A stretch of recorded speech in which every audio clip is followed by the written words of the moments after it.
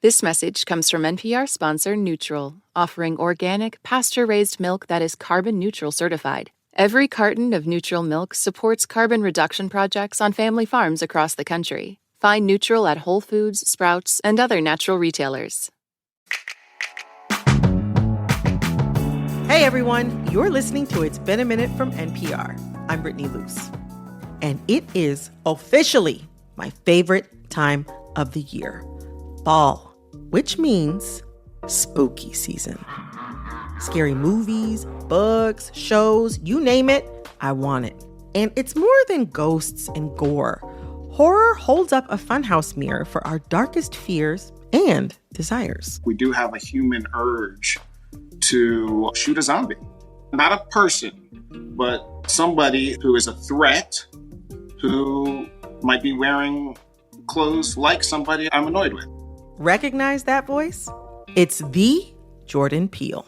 There's a real human release that comes with zombie movies in the fact that we get to hide out, we get to have our weapons and guns, and they're not as smart as us. Peele is the director behind Get Out, Nope, and Us. I'd argue he revitalized the booming market for Black horror in film. And now he's turning his expertise to the written word and has edited a series of short, scary stories called Out There Screaming, an anthology of new Black horror.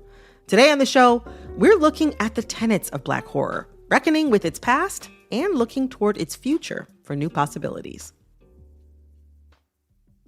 Jordan Peele, welcome to It's Been a Minute. Thank you. It's good to be here. It's good to have you. It's good to have you. Just you saying that, it feels like I've been here before. It's been a minute since we've chatted. Yeah. I like to hear that. Yeah. I mean, also, too, just with the theme of this book that you edited that we're going to discuss today, I don't know, I'm very much in the, other realms, other possibilities, other lives, other pasts. Maybe we have been here before. I don't know. Who can say? I live in these other realms. This is my playground. I love it. To start off, though, I want to ask you a question that has been on my mind. It's been on the team's mind as we're preparing to talk to you. A major theme in horror is the apocalypse. So my very first question is, would you want to survive the apocalypse? Definitely. What? But you say no. You say take me out. Oh, no. I'm first heat going down. Yeah, I understand, right? The question is, do you want to witness the horror and be put through the pain and suffering? Yeah, that. And also, too, for me personally, I don't want to, the new world that comes after that. Yeah. I have poor eyesight. I don't have any of the skills to survive there. That's true. But all things considered, it really can't be too much worse. Eyesight, that's a trade-off, that's a sense. So that I hear you on that. So talking more broadly about horror, now you've edited this series of short horror stories, and obviously you wrote and directed one of the great ones, Get Out. Since then, there's been a growing market for Black horror in Hollywood and in publishing. And part of what I think made the film work so well was that the horror in the film worked on multiple levels. There was the situational horror, being in this white upper crust environment with your white partner's overeager parents for the weekend, but also the horror of being lobotomized and brainwashed into submission. But there's a cultural specificity there that's part of what made it so scary. It makes me wonder, what constitutes Black horror? It's hard to answer.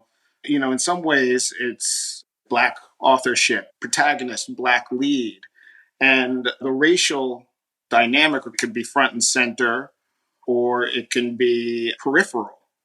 The subtitle for this book is An Anthology of New Black Horror. And my producer, Alexis, said that kind of implies that there's an old Black horror.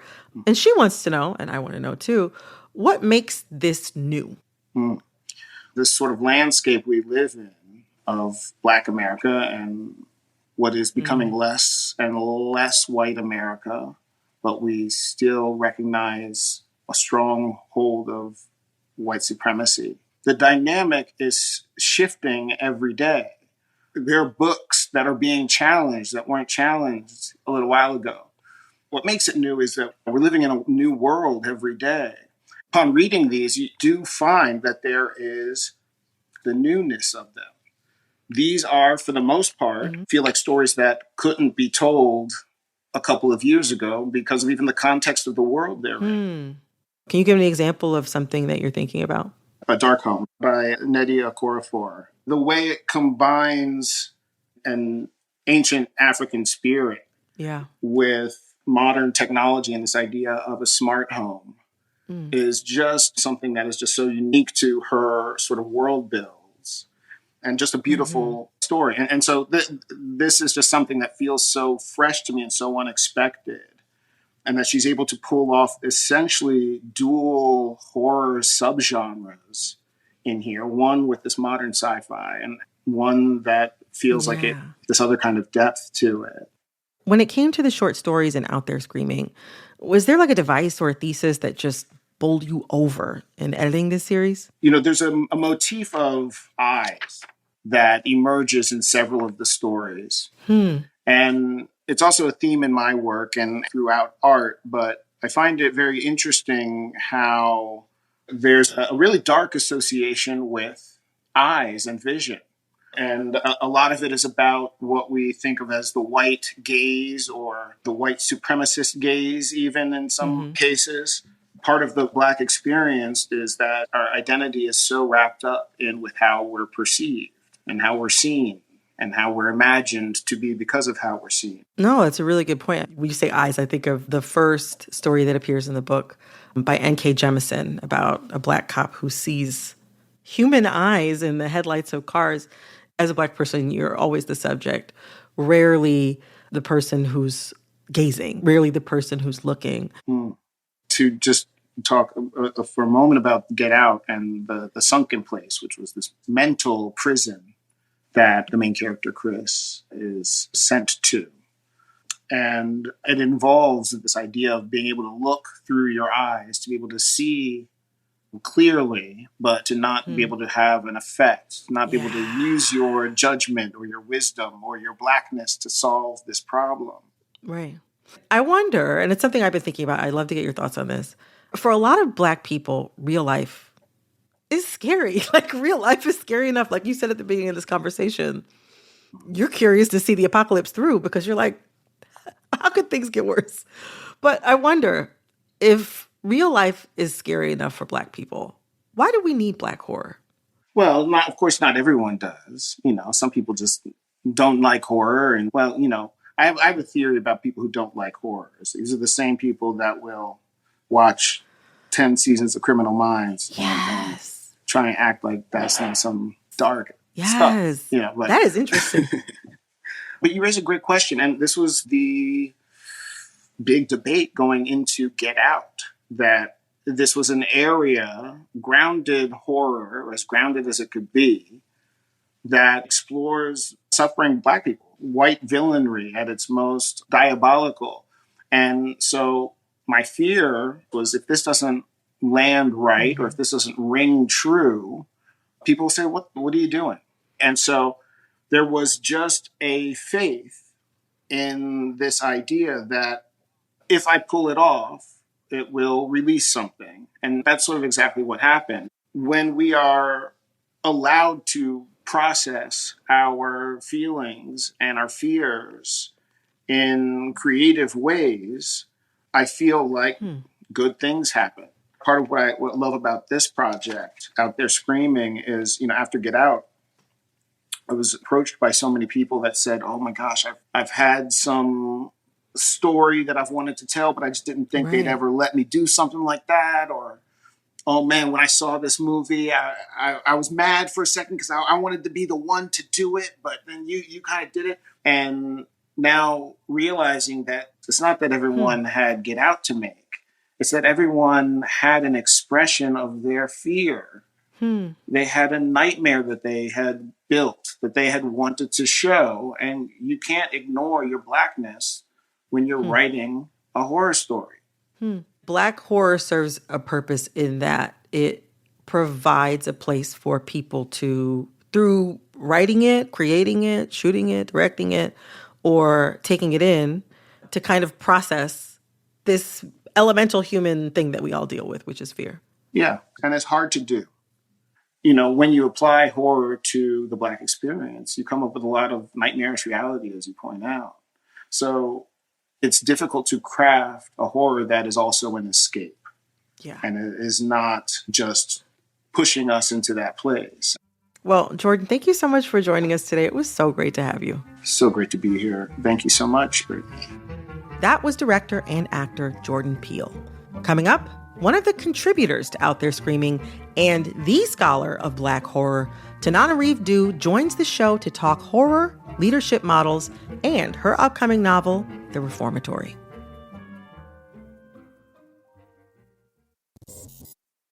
This message comes from Apple Card. Reboot your credit card with Apple Card. It gives you unlimited daily cash back that can earn 4.15% annual percentage yield when you open a savings account. A high-yield, low-effort way to grow your money with no fees. Apply for Apple Card now in the Wallet app on iPhone. Apple Card subject to credit approval. Savings is available to Apple Card owners subject to eligibility. Savings accounts by Goldman Sachs Bank USA. Member FDIC. Terms apply.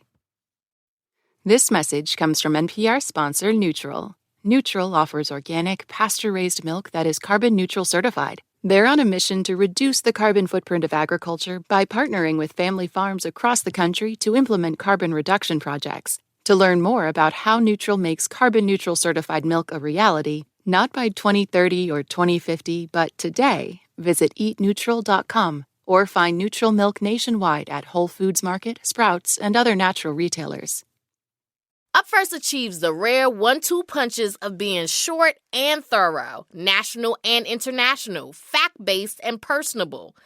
Every morning, we take the 3 biggest stories of the day and explain why they matter. And we do it all in less than 15 minutes. So you can start your day a little more in the know than when you went to sleep. Listen now to the Up First podcast from NPR. My next guest is an award-winning horror critic and writer with a short story featured in Out There Screaming, as well as an upcoming novel titled The Reformatory.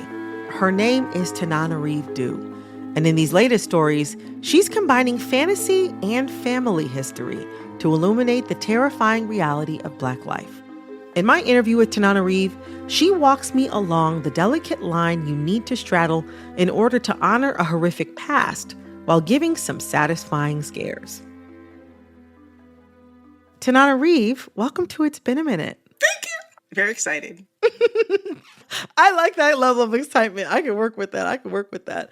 Okay, to start off, both of the stories that you wrote for this anthology and also for your new novel have to do with your family history. So there's like the heroine of the writer who shares a name with your late mother, Patricia Stevens Due, and who, like the character, was a civil rights activist who sustained eye injuries from having tear gas thrown at her. Yes. And at the beginning of The Reformatory, you dedicate the book to your mother, but also to your great uncle, Robert Stevens, who died in 1937 at a school for boys, as they called it, that seems similar to the one featured in the book. He was only 15 years old. And also you thanked your father, John Dorsey Due, civil rights lawyer, for his collaboration on this book. I wonder, what are you trying to work out about your family history through writing these stories? I'm trying to let people know, this generation that we're standing on had to go through things we can't even imagine.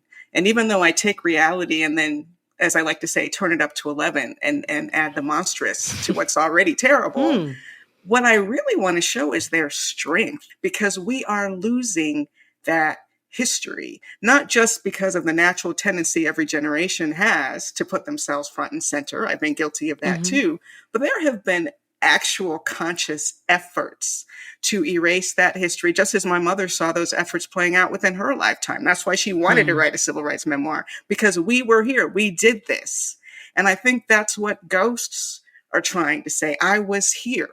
I existed, I suffered, and I just want people to know. And I wanted, in the best way I could, to try to bring it to life. And for me, a story like The Reformatory or The Writer, both of them, I call them Jim Crow horror because they take place during the Jim Crow era. Jim Crow South. And Jim Crow, to me, having grown up listening to their stories, is kind of a horror in and of itself. The whole point to me of fantasy and horror is that it blunts the blows a little bit. I'm not afraid of demons. I'm not afraid of ghosts, to be honest. I'm afraid of being pulled over by a police officer. That's something that makes my heart race. So for me, a story about a ghost or a demon or a swamp creature, that's all a relief compared to what the real life horror has been. I was recently at a screening of the horror noir documentary, and there was some lynching footage in the documentary. And it turned out that the woman on the panel with me was related to the man who was being lynched. Oh my gosh. Now, that to me was such a vivid example of how we can't just fling images around and not feel like they're going to personally land on someone's actual historical pain or their ancestral memory, even of that kind of pain. I don't even like true crime. So human horror does not interest me in the slightest. Yes, that's part of the backdrop in the reformatory and the short story, The Writer. But the emphasis will always skew toward the fantasy element. That makes a lot of sense. You saying that is putting, it's like putting words to aspects of certain movies or books or TV shows or short stories that deal in either Black horror or rape revenge that I watched and I was like, watching this doesn't feel so good. So you've unlocked something for me because when I was younger, I mean, truthfully, I couldn't even watch the Thriller video until I was like literally an adult because it was too scary. My God. But as like a grown up, I love horror and I've really grown to enjoy it more as an adult. And I was thinking about why. Like it doesn't give me bad dreams. Nothing. Well, one thing I've always said is that just as a Black woman, I wouldn't end up in a lot of the situations ding, ding, that ding. people are in these movies where I'm just like, I wouldn't even do that. I wouldn't even go there. I wouldn't even be there. So I don't even have reason to be scared about that. I am officially disconnecting from this character's experience because I would never do that. She is no longer representing me or anyone I know. Exactly. It's like, you're on your own now, girl. Like, I wouldn't even be here. But I think that you fit upon something very real for me, which is that like, there's so many things in real life that are scarier. But just understanding that so deeply as a grown-up, I think has made horror way more fun for me and a lot scarier in that kind of sense because there are real life things that freak me out way more. You know, thinking about that, you have cited your mother, Patricia, as the person who sparked your love of horror through her love of horror.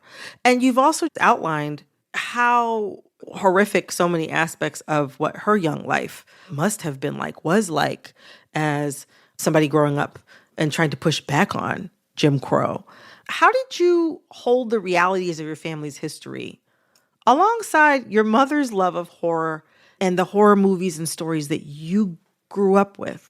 I used to think it was strange that my mother was this highly respected civil rights activist, very serious. Mm-hmm. If I was in college, I could find her name in my history books. Wow. If I was taking a contemporary history class. And this is the same woman who had me watching The Mummy and The Werewolf and The Fly and The Mole People and all these movies when I was young.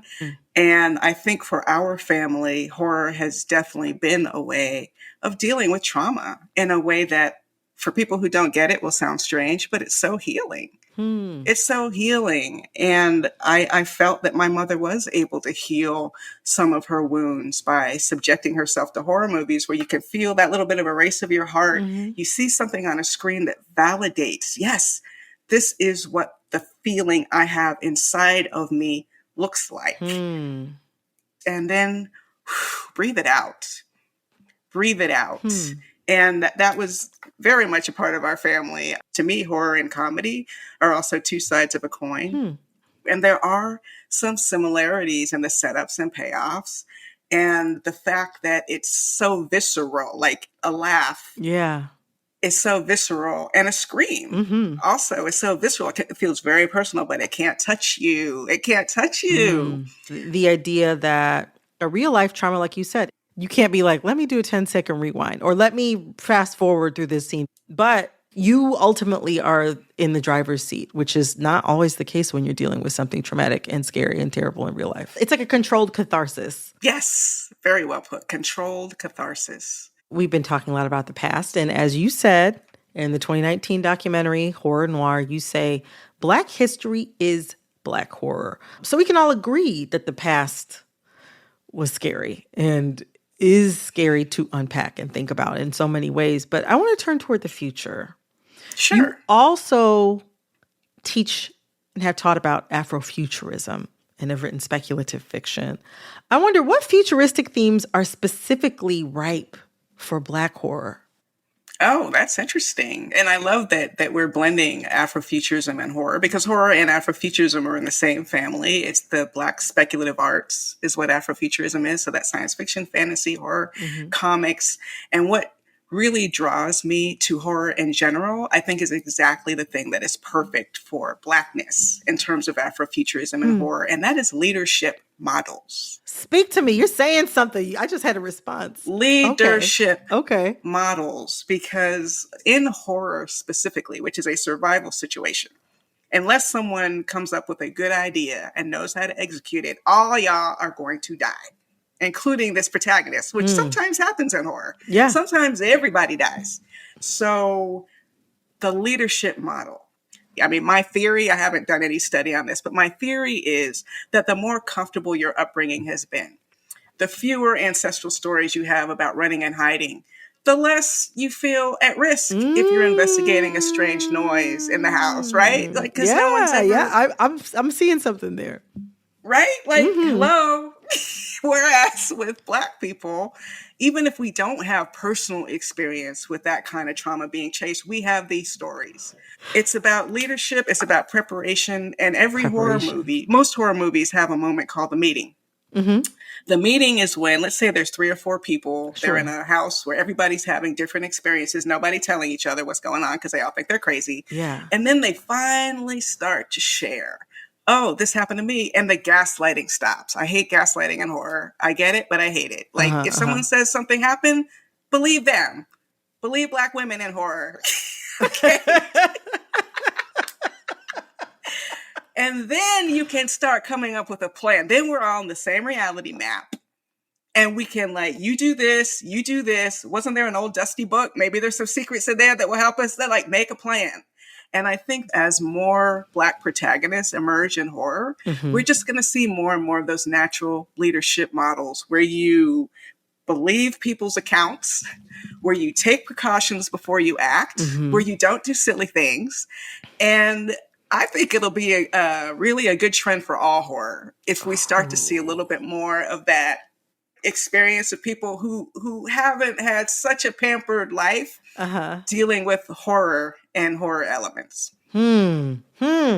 Leadership modeling. That is something I'm going to be carrying with me for a while. I'm going to be thinking about that for a while.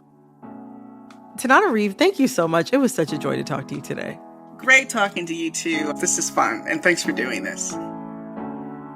That was author and scholar Tanana Reeve Dew. Her upcoming novel, The Reformatory, hits stores October 31st. Out There Screaming, an anthology of new Black horror, is out today. This episode of It's Been a Minute was produced by Alexis Williams. It was edited by Jessica Plachek. Engineering support came from Becky Brown. Our executive producer is Verilyn Williams. Our VP of programming is Yolanda Sanguini. Our senior VP of programming is Anya Grundman. All right, that's all for this episode of It's Been a Minute from NPR. I'm Brittany Luce. Talk soon.